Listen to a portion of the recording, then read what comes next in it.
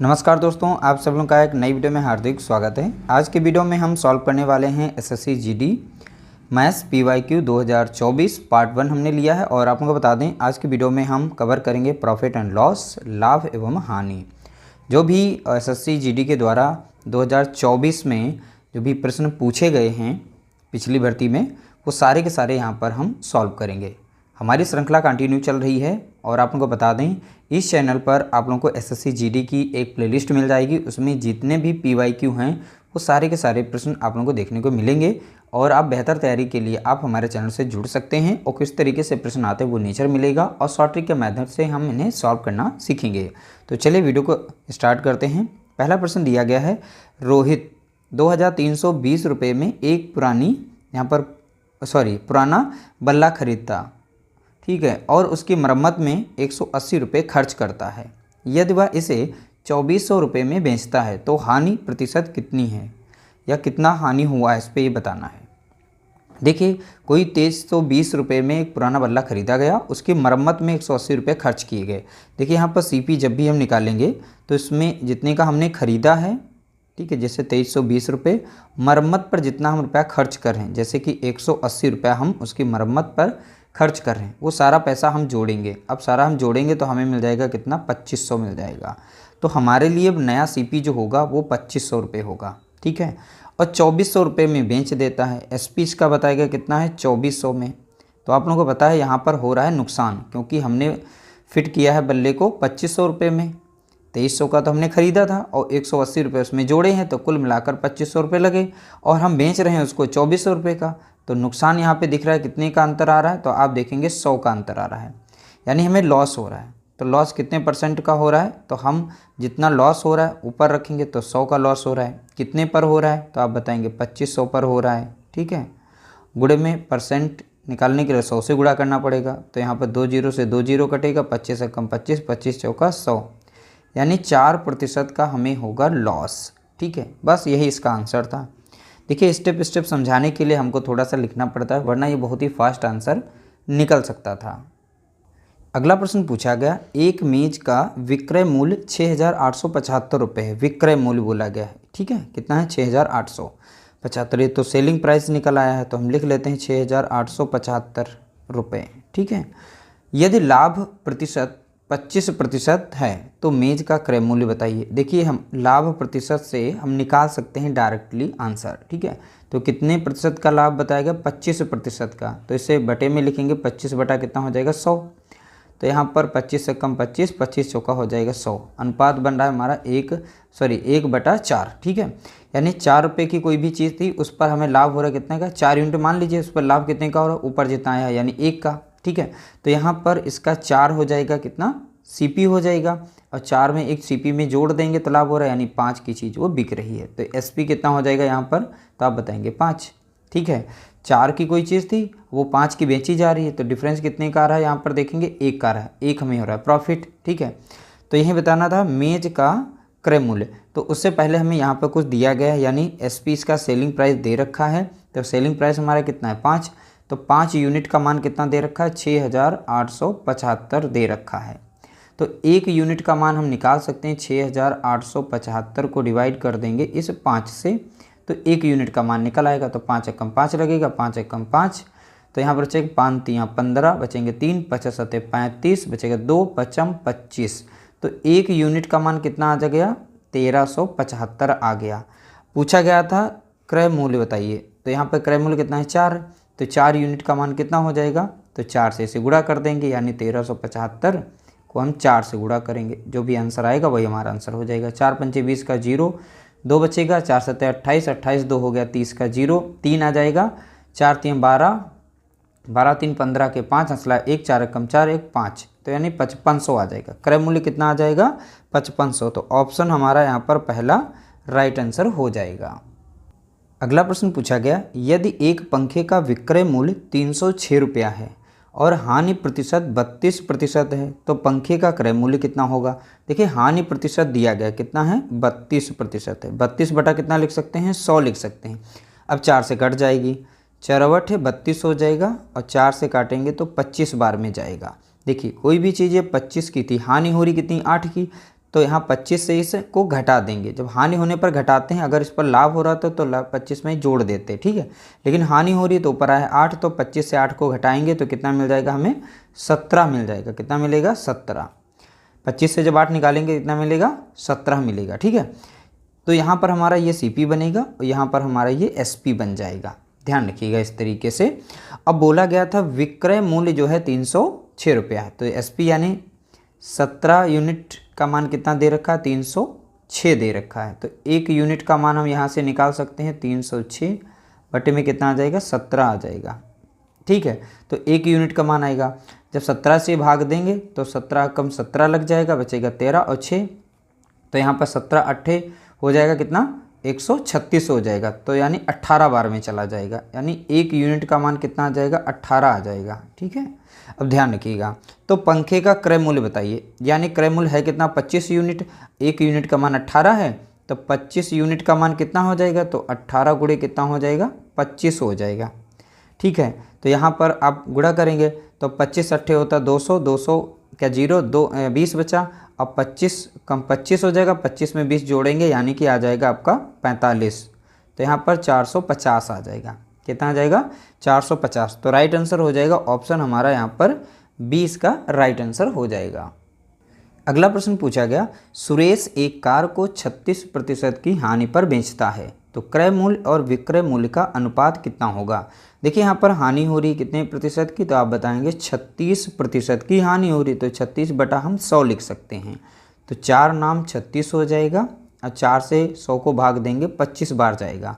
जब हानि हो रही है तो 25 में से हम 9 को घटाएंगे, तो 25 की कोई चीज़ थी और उसमें से 9 को घटा देंगे तो कितना हमें मिल जाएगा, 16 मिल जाएगा, ठीक है। तो ये हमारा हो गया CP और ये हो जाएगा SP, ठीक है। हानि हो रही है 25 की चीज़ को हम 16 में बेच रहे हैं, तो पूछा किस में गया है, क्रय मूल्य और विक्रय मूल्य का अनुपात। तो पहला क्रय मूल्य हो गया, यहाँ पर विक्रय मूल्य हो गया, यही हमारा अनुपात हो जाएगा, यानी 25:16 ही हमारा राइट आंसर होगा, यानी यहाँ पर हो जाएगा ऑप्शन B हमारा करेक्ट आंसर हो जाएगा। देखिए पहले यहाँ पर क्रय मूल्य लिखा था तो क्रय मूल्य को पहले ही मान लिया गया, ये तुम्हारा विक्रय मूल्य था। इस तरीके से इसको सॉल्व करना था। अगला प्रश्न पूछा गया, एक घड़ी 6000 रुपये में खरीदी जाती है और 5500 रुपये में बेची जाती है, तो हानि प्रतिशत देख सकते हैं। बहुत ही सिंपल सा प्रश्न पूछा गया था। भैया आप लोगों को पता है CP हमारा कितना है, 6000, ठीक है, और SP हमारा दिया गया यहाँ पर है 5500। अब डिफरेंस यहाँ से देख सकते हैं, दोनों में डिफरेंस कितने का आ रहा है, 500 का आ रहा है, यानी ये 6000 की खरीदी जा रही है, 5500 में बेची जा रही है, नुकसान हो रहा है, तो लॉस हो रहा है। तो लॉस परसेंट यहाँ पर पूछा गया था, लॉस कितने का हो रहा है, तो बताएंगे अब 500 का हो रहा था। किस पर हो रहा है, CP पर, यानी CP कितना है, 6000 है।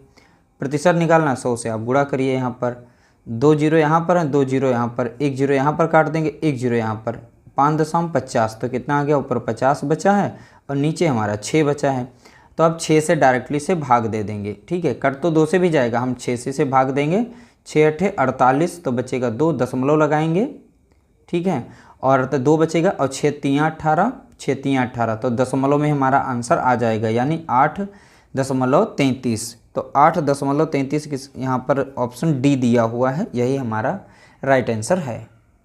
अगला प्रश्न पूछा गया, एक वस्तु का क्रय मूल्य 360 रुपया है, यदि लाभ प्रतिशत 8% है तो लाभ का मूल्य बताइए।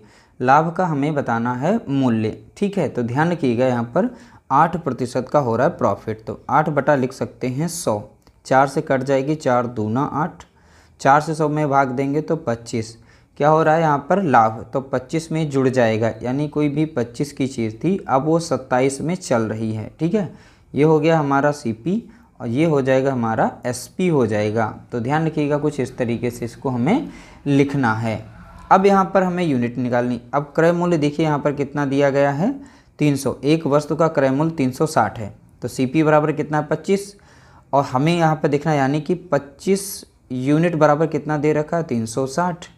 एक यूनिट का मान यहाँ से निकाल सकते हैं, तो 360 बटा कितना हो जाएगा, 25 हो जाएगा, ठीक है। एक यूनिट का हम मान निकाल लेते हैं, तो यहाँ 5 से काट देंगे, 55 25 हो जाएगा और 50 7 35 और 5 दूना 10। तो इस तरीके से 72 बटा कितना आ जाएगा, 5। एक यूनिट का मान हम ऐसे लिख लेते हैं, 72 बटा 5 हो जाएगा। और यहाँ पे अंतर देखिए कितने का है। पूछा क्या गया है, तो लाभ का मूल्य। अब देखिए पहली बात हमें लाभ कितना यूनिट हुआ देखेंगे, 25 की कोई थी 27 में बेची जा रही है, यानी यहाँ पे डिफरेंस कितने का मिल रहा है, 2 का अंतर मिल रहा है। तो 2 यूनिट का मान निकालेंगे, 1 यूनिट का मान इतना है, अब 2 यूनिट का मान निकालना तो 2 से इसे आप गुणा कर दीजिए, ठीक है, 5 से भाग दे देंगे, आपका आंसर आ जाएगा। तो 2 दूनी कितना हो जाएगा, 4 हो जाएगा, और 2 सत्ते 14 हो जाएगा। और नीचे कितना दिया गया, 5, 5 से इसे काटेंगे तो 5 दूना 10 लग जाएगा, और 5 40 लग जाएगा, और फिर 5 40, तो यानी 28.8 इसका राइट आंसर बनेगा। तो यहाँ पर ऑप्शन हमारा पहला करेक्ट आंसर दिया गया है। अगला प्रश्न पूछा गया, विक्रय मूल्य और क्रय मूल्य का अनुपात। देखिए विक्रय मूल्य यानी कि एसपी, ठीक है, और क्रय मूल्य का अनुपात दिया गया है, तो इसका है 7:11।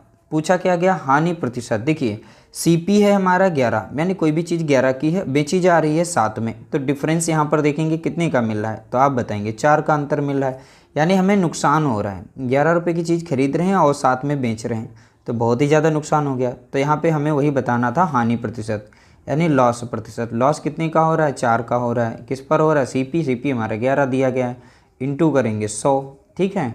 तो ये हो जाएगा ऊपर कितना, 400 हो जाएगा, 400 को हम 11 से भाग देंगे तो कितनी बार लगेगा, 11 तियाँ 33 लग जाएगा, तो बचेगा 7, और 11 छक्का 66, ठीक है, बचेगा फिर 4 यानी 40, 11 तियाँ 33, और फिर 6 यानी 11 छक्का 66, तो यानी 36.36 आएगा इसका राइट आंसर। तो ऑप्शन बी हमारा यहाँ पर करेक्ट आंसर हो जाएगा। अगला प्रश्न पूछा गया, रमेश एक वस्तु को 236 रुपये में बेचकर 46 रुपये का लाभ लेता है, यानी एसपी इसका दिया गया है कितना, 236 रुपये, ठीक है, उस पर बेचकर वो 46 रुपये लाभ कमाता है, यानी प्रॉफिट कितने का हो रहा है उसे, तो आप बताएंगे यहाँ पर 46 रुपये का प्रॉफिट हो रहा है, ठीक है। तो लाभ प्रतिशत बताइए कितना होगा, तो पहली बात हम सीपी पहले निकालें, क्योंकि लाभ प्रतिशत तभी ज्ञात कर पाएंगे जब हमें सीपी पता होगा। देखिए बेच रहा है 236 रुपये का, लाभ हो रहा है कितने का, 46 रुपये का, तो इसमें से अगर हम 46 रुपये को माइनस कर दें तो हमें सीपी पता चल जाएगा, क्योंकि इसमें टोटल लाभ भी शामिल है और लाभ हमें बताया गया 46 है। तो भैया इसमें से हम माइनस करें 46 तो हमारा आंसर यहाँ पर निकल आएगा। तो 6 से 6 जाएगा, बचेगा 0, यहाँ पे 13 बनेगा, 13 से 4 जाएगा, बचेगा कितना 9, और यहाँ पर बचेगा 1, यानी 190 रुपया उसका सीपी होगा।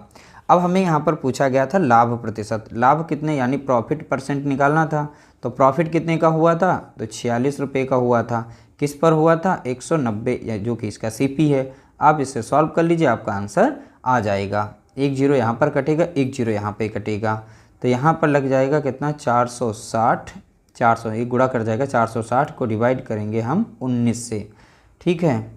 तो यहाँ पे सॉल्व हो जाएगा, 19 दूना हो जाएगा 38, 19 तियाँ हो जाएगा 57, तो 57 बार नहीं लगेगा, 19 दूना लग जाएगा 38, ठीक है, 38। तो यहाँ पर बचेगा 2, और इधर हो जाएगा 8, 80, ठीक है। तो 19 चौका लग जाएगा, तो 19 चौका लगा देंगे, तो इस तरीके से तुम्हारा निकल आएगा 24.21%, ठीक है। 19 से सब 460 को भाग देंगे तो 24.21 आ जाएगा, तो ध्यान रखिएगा। तो यहाँ पर ऑप्शन बी जो है इसका करेक्ट आंसर होगा।